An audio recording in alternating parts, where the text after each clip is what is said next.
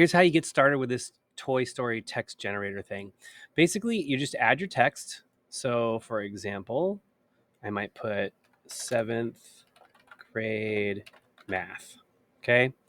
And then you can go into styles and you can mess around with a lot of things, but if you want to keep that Toy Story look, the only other thing I would suggest doing is going to background and turning on this option, which is the transparent background. It looks like a checkerboard.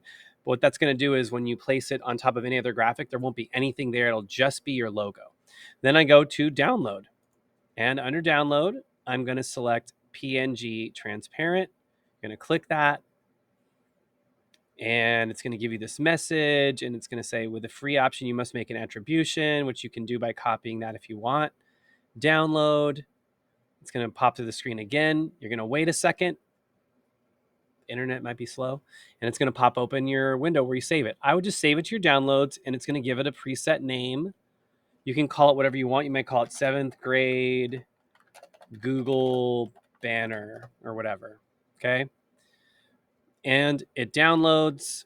And now let's say you want to go to Google Slides and you want to add it to your slideshow presentation. The way you do that is you get your slide and you go to Insert, Image, Upload from Computer, because we just saved it to our computer.